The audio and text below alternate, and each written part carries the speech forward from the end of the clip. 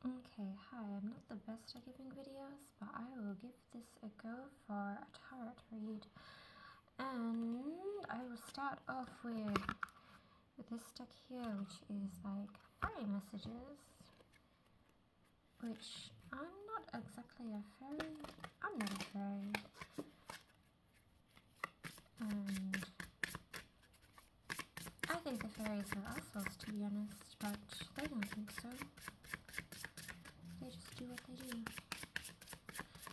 So let's see what cards they want to give me. Music. So, music can be always found in messages. Sometimes you'll find the messages like love bombing, which you have to find out if the love bombing is from your ex or whether it's actually from a true lover, because I can tell you that if you are not balanced, you will find the messages can be mixed. And I know from experience, because how would I put it? My ex still bums me because I ran away. And then I met someone.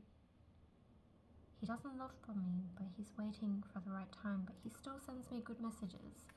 And there is a difference between the, how would I put it, third eye that you have, because you can have more than one eye, and that's what the Bible means about having your eye single. Because if your third eye is not single, you'll see messages from the demons, and if your body is full of light, you will only see messages from your ancestors and spirit team, which are there to help you grow, help to increase your light, etc., etc. So music, a lot of messages can be found in music, and also you have to distinguish between what is the right message and what is a message that is misleading you, because there are messages that can mislead you. And yes, something to do with transformation for the music. Music helps you transform into something different. What else can the cards show me in terms of the fairy messages? And I do feel like sometimes my messages aren't the positive, but not everything can be positive, because it is in the darkness that you find your light. It is true. The roots are in the darkness. Limited amount of light.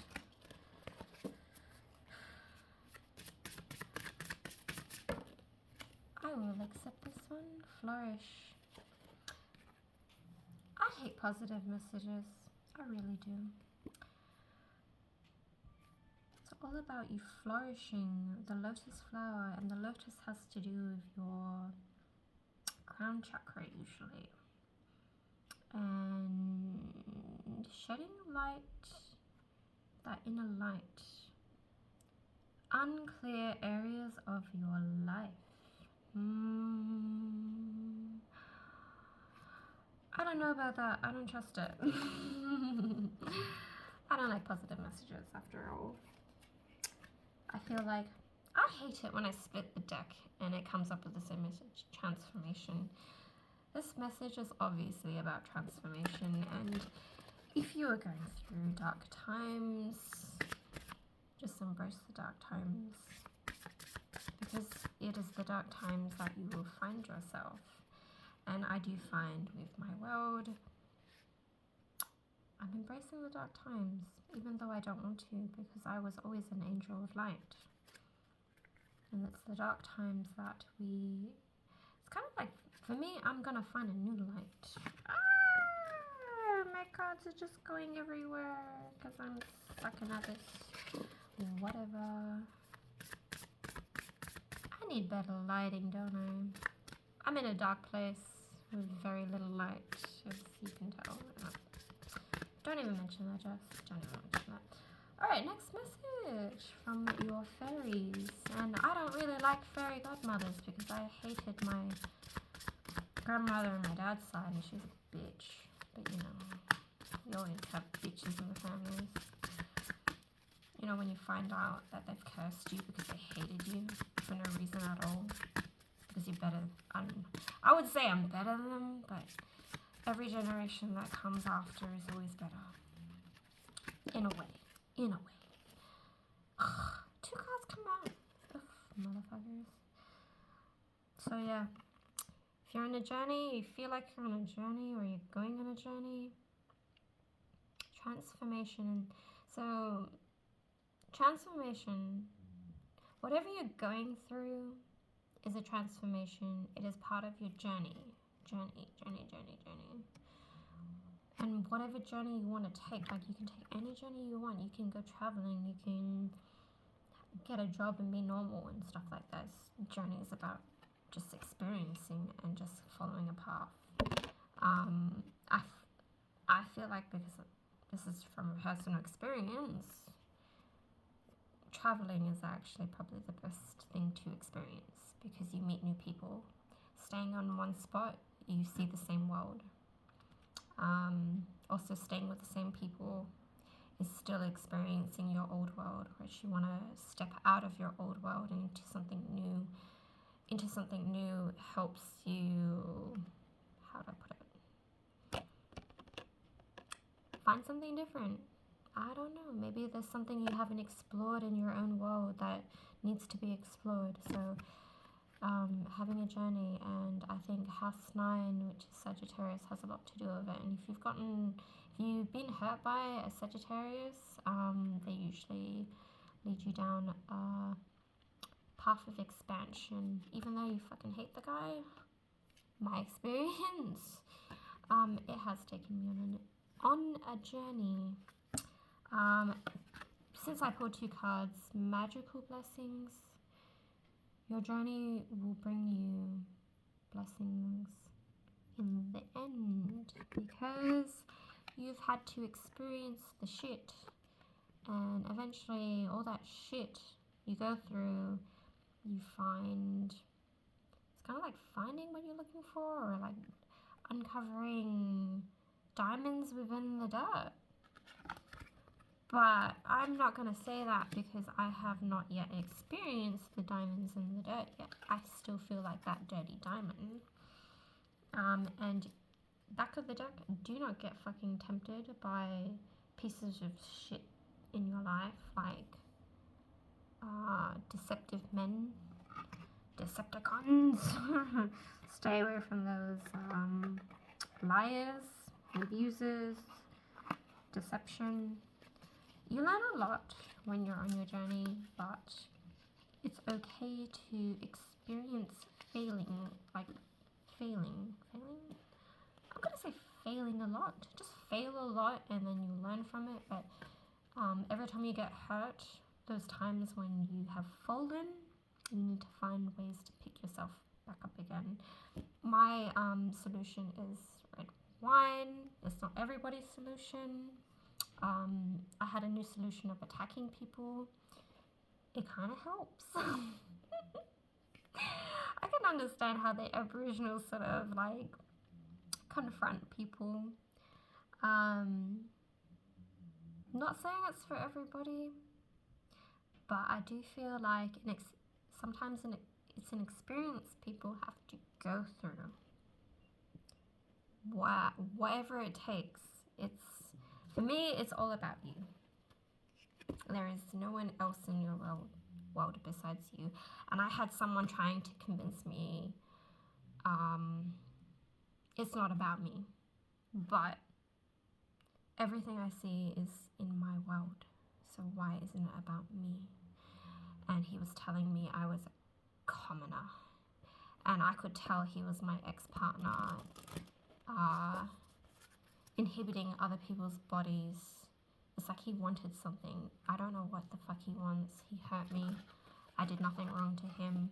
And it's like he is there because he's guilty of something. And it's like he has to heal something in me. That's why he's there.